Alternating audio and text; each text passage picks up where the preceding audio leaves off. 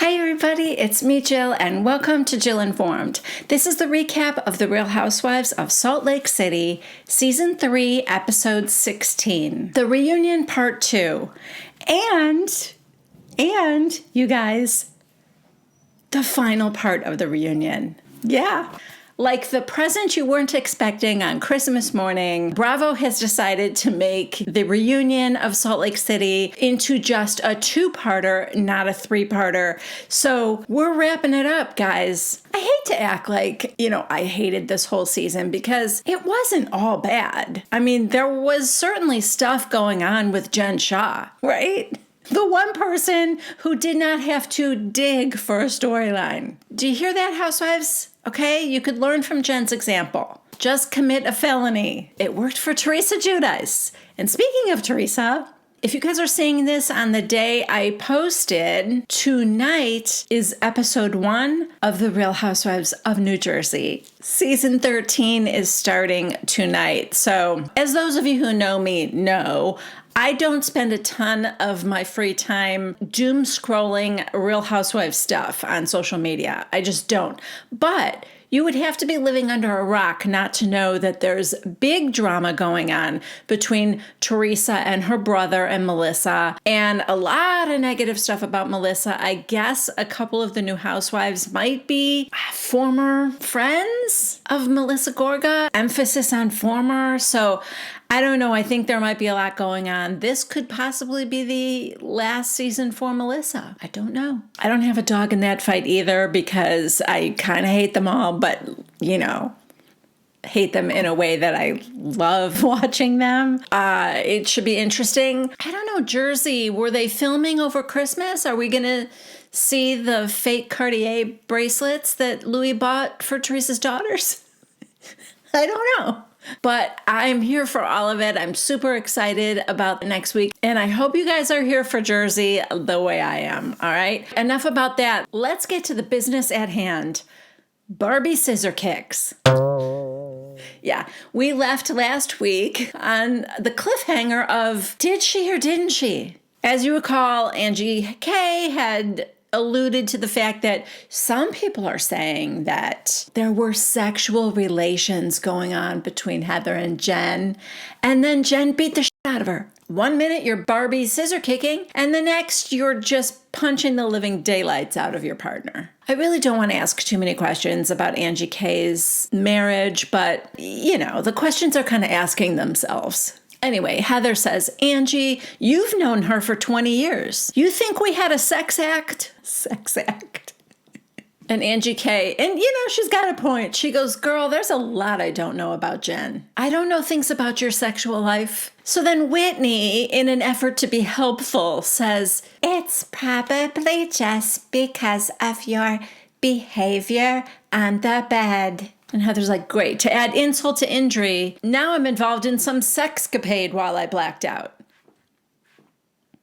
A lot could have happened. And Lisa, of course, is always backing up Whitney like crazy because, they're besties. Lisa goes, you have to understand we saw you on top of Jen on the bed. We get a flashback. And yes, of course, she was on top of her on the bed.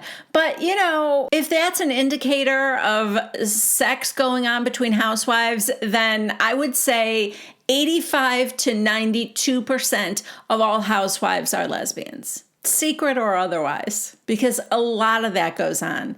And I would also like to just point out that Angie K, you were also on the bed at the time. You weren't on top of or underneath somebody, but you were sitting inches away on the bed, and so was Meredith. So Andy says, as a woman who wakes up with a black eye and scratches all over her body, didn't you want to find the person who did it? Now, maybe some of us would argue that she did. She called that person into her room the next morning and said, we need an alibi.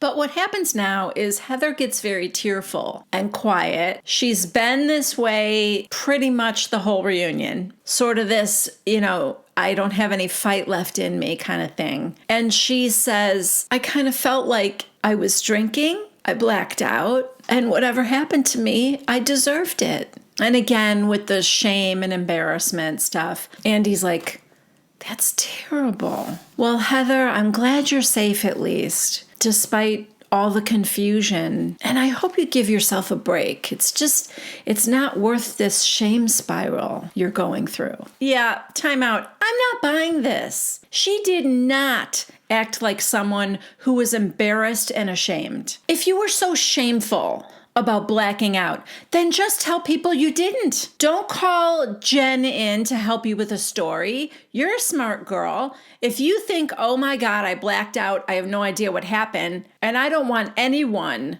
least of all my family watching this, to know that I got blackout drunk, then just say you didn't black out. Say, oh my God, you guys, look at my eye. We all saw I was tipsy last night. I got in the shower before I went to bed and I slipped and I banged my eye. She doesn't even, that's the other thing. She was like showing people her scratches. She didn't have to do that. Cover the scratches. If you felt like the scratches couldn't have been hidden, you could have said, I don't even know. I must have scratched myself on the way down, trying to brace my fall. Whatever. It would have been very easy and very, very believable to just say you slipped and fell. It just doesn't add up for me, is what I'm saying. Her behavior then and all through the season does not align with her behavior now.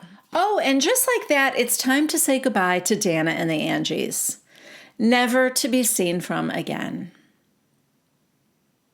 Oh well, bye girls. So Andy announces we're going to a break now, and Heather starts crying, and she's, blotting her eyes, and Meredith and Angie H., who was sitting on her couch, was kind of comforting her. And on the other couch, as Dana and Angie K are leaving, Whitney's like, oh, we have to take a picture first. So the four of them with Lisa are standing up and taking selfies while Heather's on the other couch crying. Okay, back from break, we move on to Whitney's healing journey. Andy asks her how she, managed to unlock these painful memories. Apparently, Andy does not watch the show because, as we know, it was her brother Curtis that called her and told her what happened to her when she was a child. That's why I was very concerned at the time that Whitney was being manipulated.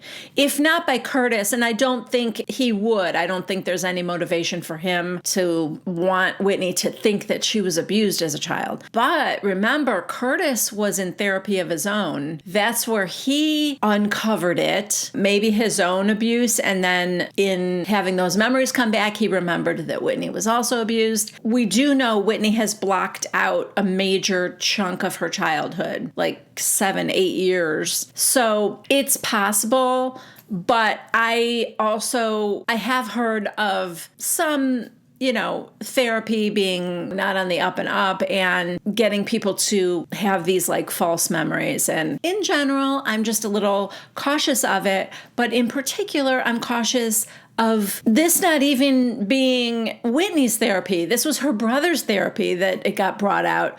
So now he's telling her and now she's believing it. And I just feel like it's so easy to prey on vulnerable people. So it makes me I'm just cautious. Let's leave it at that. Okay, well, that's not even the story that Whitney's telling right now. Whitney is just saying that she was starting to have physical ailments, that, this trauma was manifesting itself in physical ways in her body, and that she started having these memories come back to her. Then Whitney said, I never felt like I would be questioned for it or hated for it. And Andy goes, who questioned you? Viewers or your family? And Whitney said, I feel like castmates questioned me and then the viewers did. Well, she has to be really just talking about Heather, right? Because nobody questioned her. There was a look on Heather's face. She was shocked and there was some disbelief. And again, I'm not all over social media, so I don't know what was out there, but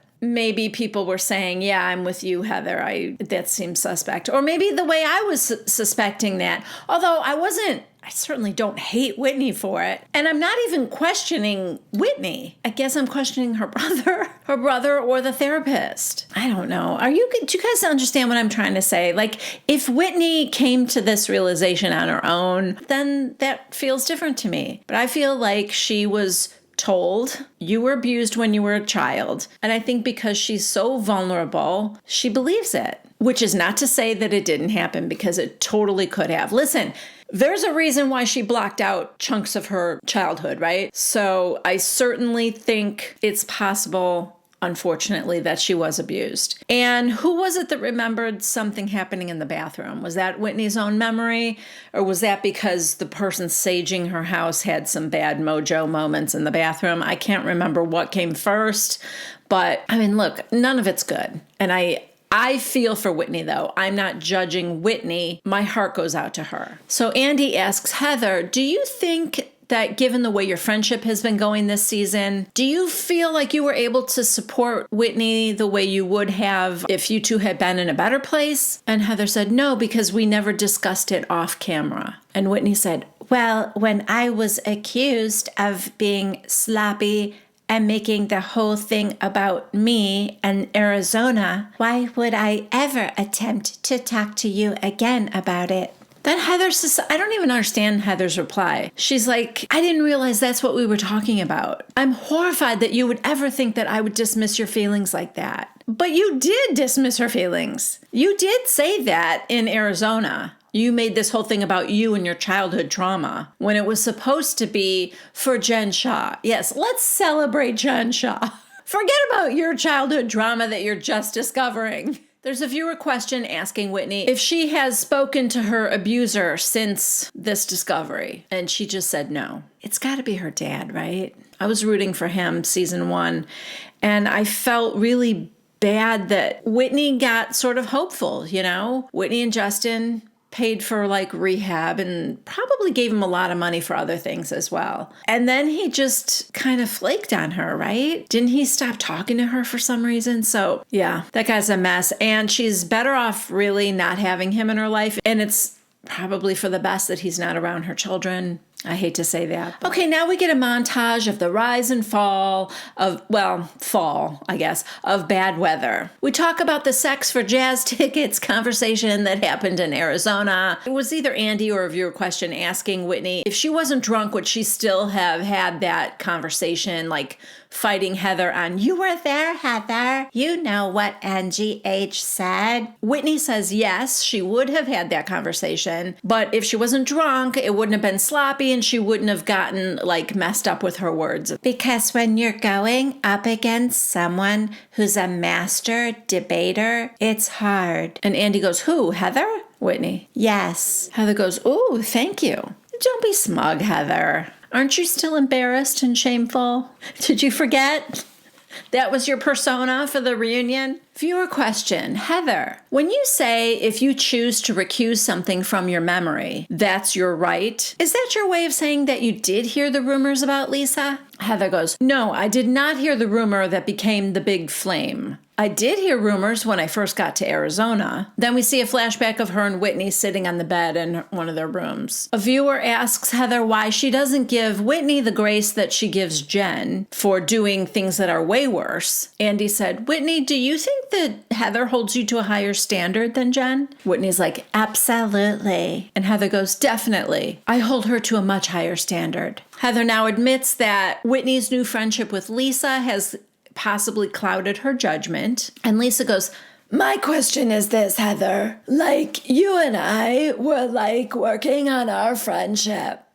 So I would think like you would want me and Whitney to be friends too. And Heather goes, I thought we were all working on our friendships. That's why when Whitney came to me and said, should we discuss these rumors about Lisa? I said, absolutely not right now. I think it was a giant step back for your friendship, for our friendship. Now Whitney gets asked why she told everyone but Heather that she and Heather were on a friendship break. Whitney said that she just made that decision right then during that conversation in the hot tub. It wasn't like something she had been planning for a long time. Lisa, coming to Whitney's defense again, says, what Jen was doing was deflecting from the fact that she had said a lot of stuff about Heather in the hot tub. Lisa also shows a text saying that she hates Heather. Then Andy points out, Jen was really slagging you off in the hot tub, Heather. We get a flashback. Heather has always made me feel like Jen You need as many friends as you can get, so just roll with it. I don't need friends like that. Heather says yes, she was mad at Jen, but Whitney was also talking bad about me, as was everyone. And Lisa goes, that's not true. Name names. Name names. Whitney goes, I was not, Heather. I said I need to put up boundaries for my healing journey because I felt like I kept working on our friendship and you were not receptive to the healing of our relationship, and therefore our relationship could not heal. Blink, blink. How long can I keep myself open to repairing something that you don't want repaired? And it was a break. We weren't doing things together, and I swear to God, I never said anything bad about you in that hot tub. So Andy asks Heather, did you see a flashback of her saying something bad about you? Or did you just hear about that from Jen? Heather can't remember the details of how she knew that.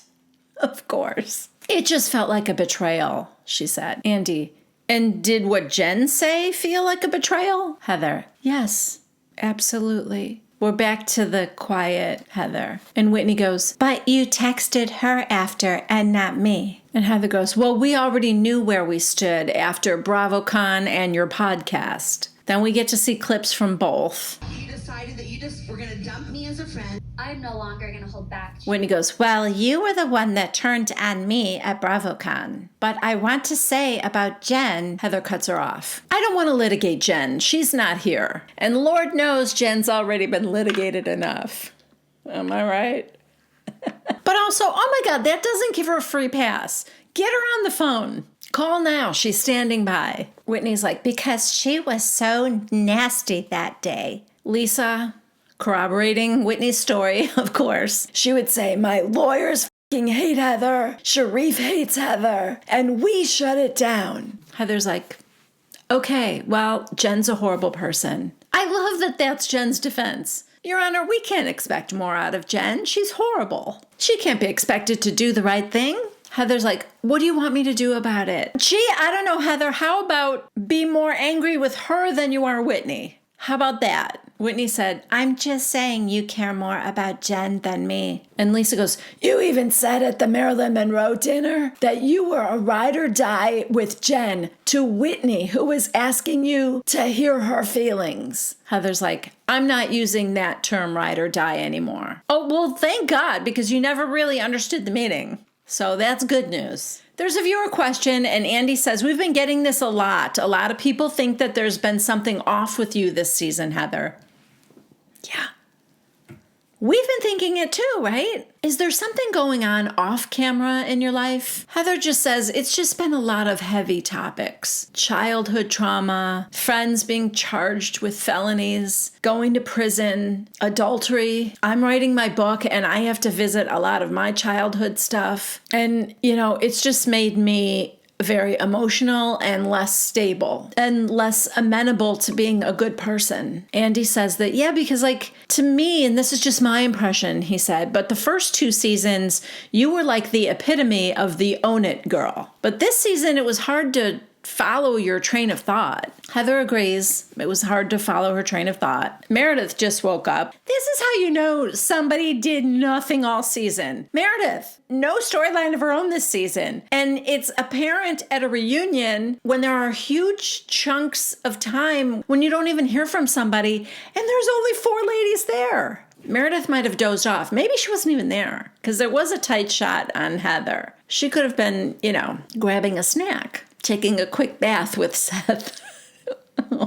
So anyway, Meredith goes, I think we all have moments of weakness. Every one of us sees this playback and we recognize, wow, I should have done something different. Well, thanks, Meredith. You can go now. So Andy says to Heather, what about the book makes you so nervous? And Heather said, my family. I'm talking about things in the LDS church that you should never speak of. And, I'm putting them in this book publicly. And she said something about, I don't know, like referring to possibly being sued by the LDS Church and that's a scary prospect. So then Andy asks, where does the friendship with you and Whitney go from here? There's kind of silence. And then finally Whitney says, everything up until today tells me that you want nothing to do with me or my healing journey.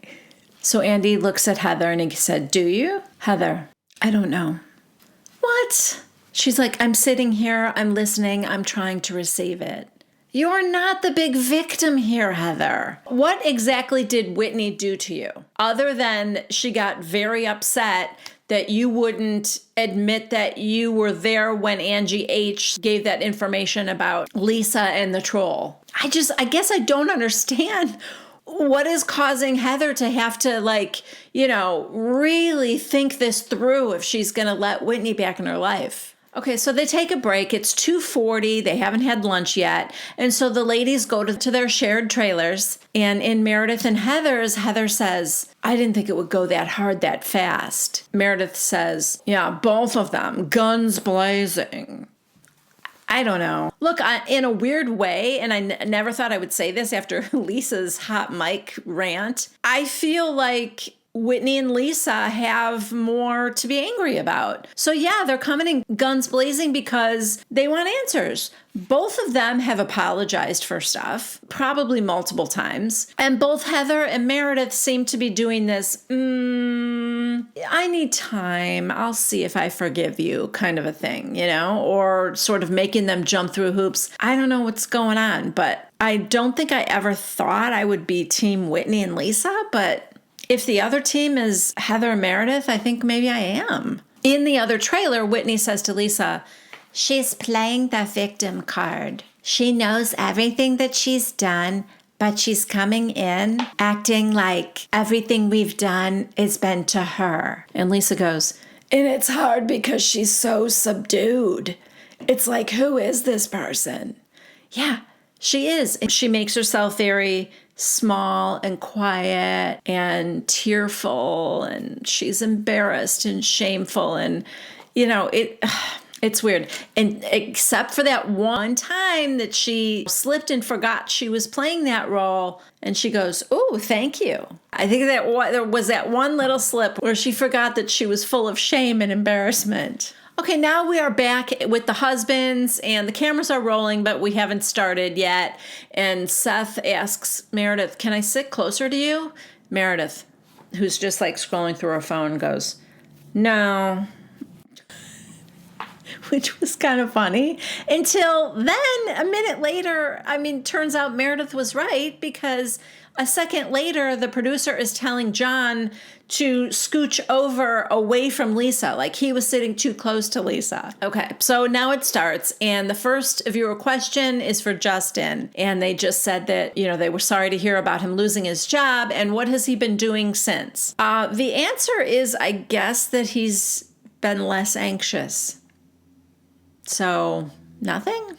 Andy asked him if the reason he lost his job was because of that, the chocolate body paint scene. And Justin just said that not specifically. They never mentioned anything specifically. However, he was let go not long after that aired. Andy moves on to Seth, and he goes, Seth, you've been pretty open on camera. What crosses the line for you as far as filming? We saw you take a bubble bath with Meredith. And Justin goes, thank you for that, by the way. I guess it took some heat off of him. I don't know. And Whitney goes, I just wish it went further. I wanted to see your healing journey. Meredith, well, that's the thing, though. We were just chatting in the tub. Okay. You weren't just chatting. It was enough to make me want to vomit, if I recall. So, okay, well, here we go. Then we get a flashback to Meredith saying, Brooksy is coming home next week. And Seth asks her not to put her foot so close to his taint while they're talking about their children. So, ew. Everyone kind of laughs about that. And Meredith said, my foot was under his butt cheek, so I wouldn't slip. Great. There's a viewer comment about being worried that Lisa and John are spoiling Jack by getting him a Range Rover, luxury vacations, and fancy clothes. And the viewer wonders if they take any responsibility for Jack, fudging college.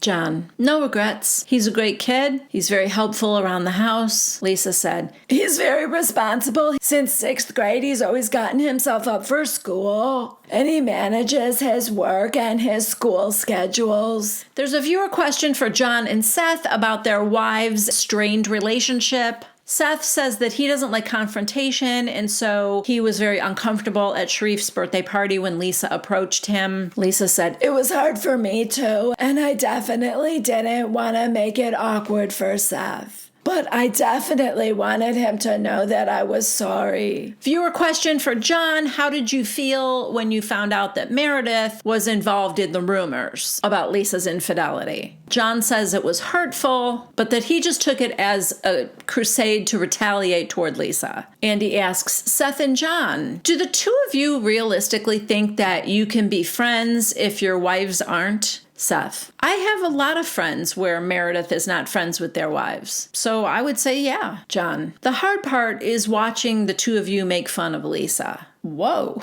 where did that come from? Well, then we get a flashback. I found. Oh my gosh. So Lisa Barlow is no longer the richest woman. Meredith, it was meant to be funny. The whole world knows that you have more than 50 cents. It wasn't meant to be cruel. Lisa said that what hurt her was that Seth didn't stop Meredith from spreading the rumors about the affair. She said, if that were me, John would have told me stop talking about that. So then Andy says, Seth and John, do you think that Lisa and Meredith can ever be friends again? And Seth goes, can there be peace in the Middle East? And Andy goes, yes. Seth, then yes. Everyone laughs.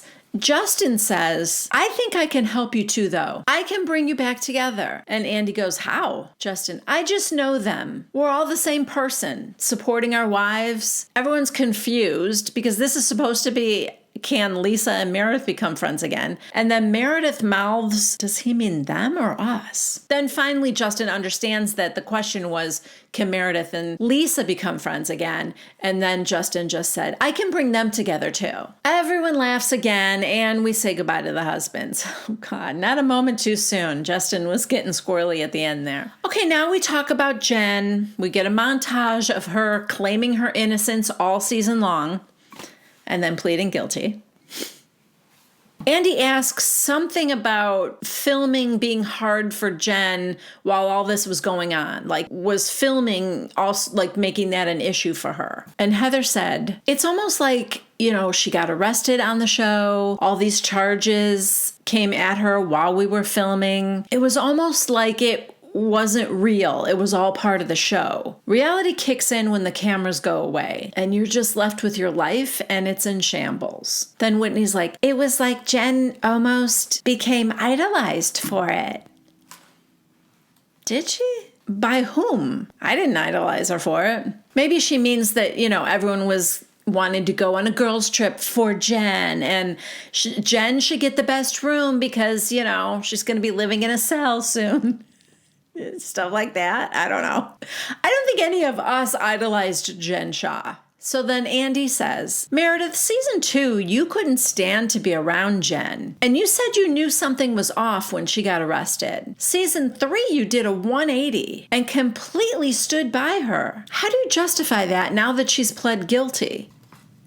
Well, I would like to hear the answer to this. Of course, the answer is very unsatisfying. Meredith says, guilty, innocent, in between. She's still a human being. I will always root for the underdog. Always. What?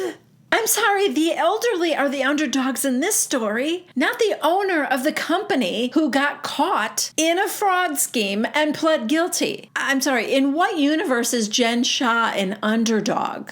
Meredith just is like, I have to have a conversation that obviously I haven't had because sentencing hasn't happened. It's like she's waiting for sentencing I don't understand why. What difference does that make? She pled guilty. So let's say she got sentenced to 12 years. Or let's say she actually got sentenced to 6.5. We know that now. Or let's say she got sentenced to 18 months. What difference does that make? Jen is admitting guilt for doing this not only criminal thing, but also, I think, like morally reprehensible thing to elderly people. So why do you have to wait on the sentencing? You're reserving your judgment till the sentencing comes out? Why? Whitney, how did you go from season 2 hiring a private investigator, saying she stole from you, to supporting her? So now Meredith says, the truth is, months before San Diego, I was told by a very reliable source that Jen had made an attempt on her life. And with what I went through, I was not playing with that. Andy goes, but you said if those victims were actually victimized by her, you couldn't be her friend anymore. Meredith, I do have an issue with it.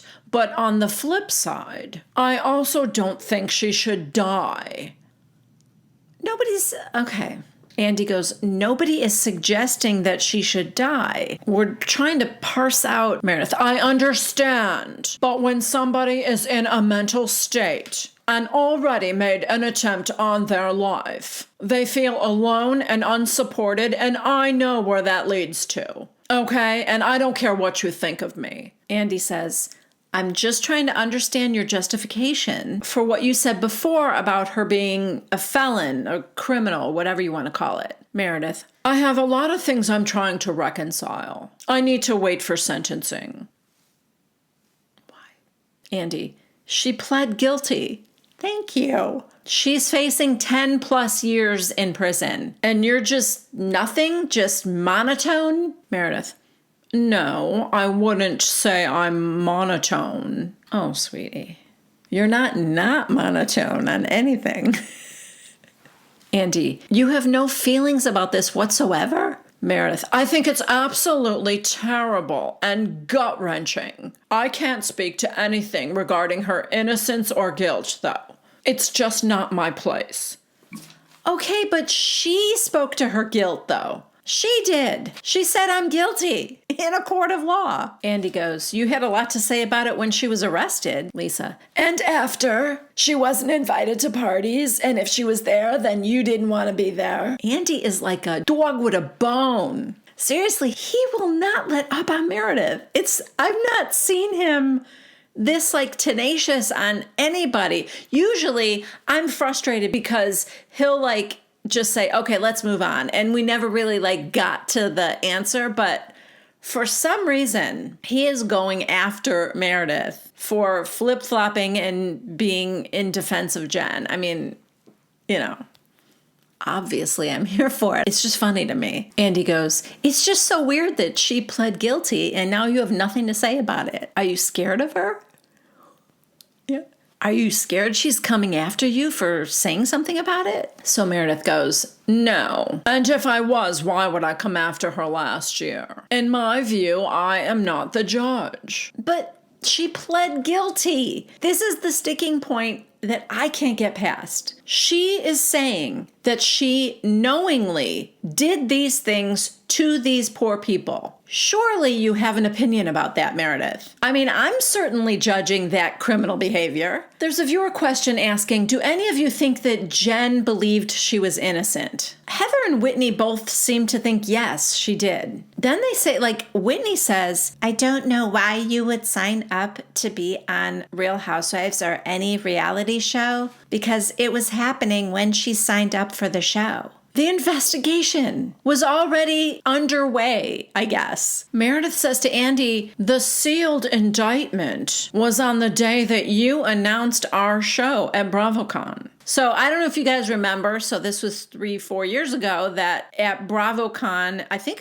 maybe it was the first BravoCon, I don't know, Andy announced there's going to be a new franchise, Real Housewives of Salt Lake City. I guess the day he announced it was when this sealed indictment, Jen didn't know at that time, but because it was sealed, but I guess that's when this indictment came down on her company. So, yeah, I mean, I forget that like the wheels of justice move so slowly, but basically what they're saying is Jen knew some kind of investigation into her company was happening at the time she signed on to be a housewife. And, Whitney can't understand why she would do that. I have to agree. I think there's a certain cockiness with some people, and maybe it's like a narcissistic personality trait where you just don't believe that you're going to get caught or that things are just going to go your way or something. I don't know. I seem to have the opposite of that myself, but yeah, crazy. I actually think most reality people have to have that trait because the vast majority of us are like, no way in hell can you film my life and put it on TV. Viewer question. Has Jen shown any remorse about the people she has defrauded to any of you? Heather just said no. Lisa said, well, I was quoted in an article, and she wrote me, tell me who the victims are, bitch. And then we see the text from Jen to Lisa. It was October 20th, 2021, and it was like, there are 0 victims. If you seem to know more than I do, then tell me who the victims are. So, yeah, Jen didn't seem to be very remorseful, really at all. Even I was going to say until the very end, but even the very end, I think it was just a sadness, sort of. Like, yeah, I'm going to have to do this. I'm going to have to plead guilty. I don't think she felt sad for anybody, though, other than herself. Viewer question for Heather. If Jen goes to jail, spoiler alert, she will, how will you support her? Then Andy goes, will you visit her? And Heather said, well, I don't know. It depends on where she's sent. I'll write to her if that's what she wants. I'll look in on Omar and Coach. Andy, there was speculation that she pled guilty to keep Coach from being implicated in any way. Is that anything that any of you thought? Whitney, I thought about that.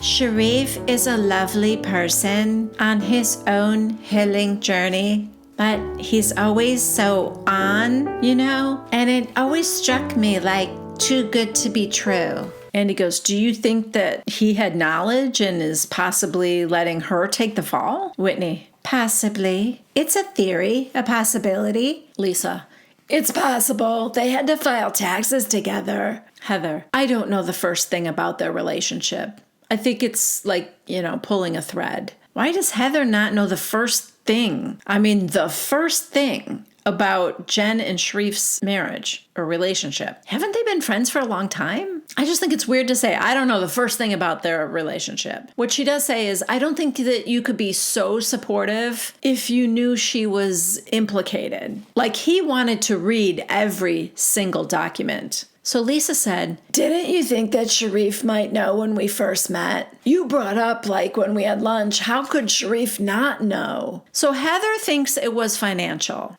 And I do not disagree. We had talked about this a little bit a couple weeks ago. She's like, it would have been so expensive to go to trial. And I was just thinking about how expensive the lawyers were already costing her that, they just say it's like astronomical every day in court. So Heather's saying like to them, it was like if it wasn't a clear win, it wasn't going to be worth risking paying all that money and then she'd go to jail anyway. Heather said that just to get the transcripts was $2,000 a day. And the cost was so overwhelming that they started soliciting their friends for money. And then she said, a lot of our friends gave them money. Andy, did you? Heather, no, but I know people on this couch did. Then everyone's like looking at each other and looking at her. And she goes, well, not right now. Like earlier, Angie H gave her money. Andy's like, wow, I'm thinking the same thing. Of all people, Angie H? Lisa goes, how long did Angie know her? I think that's a new relationship, right? And Heather goes, it is, but I think they knew the Harringtons had all that elf money and Chris didn't hesitate to help as he could. Ah, okay. So that explains a lot to me right now. That explains how Coach could so easily and so readily accept Chris's apology. Because I sat there and thought to myself, this guy created this Finsta account that ultimately caused your wife to attempt suicide. And now he just says, I'm sorry, it wasn't personal. And you're shaking his hand and saying, I forgive you. That did not make sense to me. This makes a lot more sense. He gave them money. It's still so slimy, and it makes Coach seem slimy. You know, Jen is obviously already slimy, but I don't know, man. Coach, you could have used your powers for good. You should be a minister. Oh no. You guys, I'm on the same page as Whitney. That can't be good. That cannot be good. Whitney says, is that why the Shah exposed thing went away so quickly? Yes, Whitney, it is. I'm sure of it. Heather's like, I don't know, guys. Look, I'm just saying the financial strain was huge. Lisa, they asked John and I for money. Andy goes, nobody here gave them any money? Lisa said, I didn't because our counsel said that we probably shouldn't. Heather said that she wouldn't do that to her family. Now Heather is being asked basically the same questions that Meredith was being grilled for earlier. If Jen pled guilty, why support her now? Heather's like, because she said she committed fraud. She's going to prison. She's making $15 million in restitution. Side note, how is she doing that? Where's the $15 million coming from? She spent it on her stupid defense when she knew she did something indefensible. Anyway, Heather goes, and I just think that being mean to her or mad at her is just a virtue signal to the world, and it doesn't do any good. I'm this far down the road with her. I'm not going to drop her now. I don't know, Heather. You just said she's a horrible person. You heard the horrible things she said about you behind your back in the hot tub. She's not a good friend. I don't understand. Just, hey, heck, you know, I've been with her this long. Why stop now? Well, I have a very good reason why you should stop now. How about your daughters? Why don't you do it for them? Why don't you show them that you don't support a felon, that you don't support somebody who would prey on our most vulnerable citizens? How about that? Do it for the kids. You already said you wouldn't give her money for her lawyers because you wouldn't do that to your family, right? Because that's your children's inheritance. So you're able to keep your money. You should also be able to keep your integrity. Just a thought. Now we're back from break, and it's just the final moments to wrap up the season. And Andy asks each of the ladies, what is their biggest regret of the season? Heather says, I'll go first. My biggest regret is not going to bed right after I came back from the club on that Marilyn Monroe night. Really? Lying about the black eye isn't, I don't know what that means even, that's her biggest regret. And I already thought this before Whitney said it, but we'll just go on to Whitney now because she's next. She says, I wish I would have waited until I was sober to have the conversation surrounding the rumors. She kind of looks at Lisa. And then she says to Heather, but I was kind of hoping that one of your regrets would have been not mending our friendship. Yeah, Heather. Whitney didn't even have to say that for me to think that Heather's saying that that was her biggest regret of the season, and not that their longtime friendship and their family, their cousins, like that's basically destroyed, doesn't even make it your top list of regrets. That felt hurtful to me and selfish, maybe in a way. I don't know. I really don't know. Her biggest regret should have been the stupid flip-flopping about the black eye. That, how you handled it after the fact, should be your biggest regret. Either that or this weird act that you're putting on here at the reunion. That's regrettable.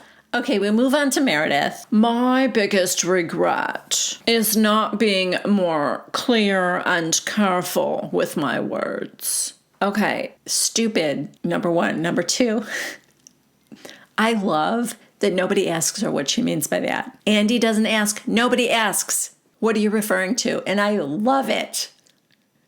We just move on to Lisa. And Lisa says, for me, I just learned a lot this season. So I don't want to call it a regret, but I wish I had more boundaries with Jen. And I'm grateful for so much more. So in some ways, I love that these guys, I'm glad that Lisa's biggest regret wasn't, the hot mic rant and saying things she didn't mean and all. Like, I'm just so happy about that because I don't think Meredith deserved that. But it also does not bode well for the future that not one of these four ladies regrets the demise of their relationship. Well, Whitney might. Whitney is sad, I think, about her and Heather. But other than that, honestly, I think Lisa and Meredith are kind of fine being acquaintances, sort of. But I don't know what that says about the future of the franchise. Because this reunion, I mean, that was depressing. And even ending, it wasn't even like Rose and Thorn or, you know, like, what's your regret, but what's the best part? No, we just like, what are your regrets? It was kind of a depressing ending to a depressing, thankfully only 2-part reunion. The champagne toast is a little depressing. They bring out a birthday cake for Lisa and Meredith, who both have just recently had birthdays. And honestly, the cake was even a little sad. So I don't know. But yeah, that was it. That's a wrap on season 3. I thank you guys so much for being here and going on this helling journey with me. That part was fun. It's just fun to be here with you. And if you liked this video recap, please give it a thumbs up. If you haven't subscribed to my channel yet, please consider doing so. And please click on the bell icon if you would like a notification every time I have a new video post. I am so excited about New Jersey starting next week. I hope you guys stick around for that. You know these ladies bring it. I have so many questions. I'm not even like down on there being new women being brought in. I just think it's going to be good. And I can't wait to do my Teresa voice for you guys. Oh God. I hope I didn't turn anybody off with that. All right, that's it. You guys have a great week. I will see you next time with New Jersey. I love you guys. Bye.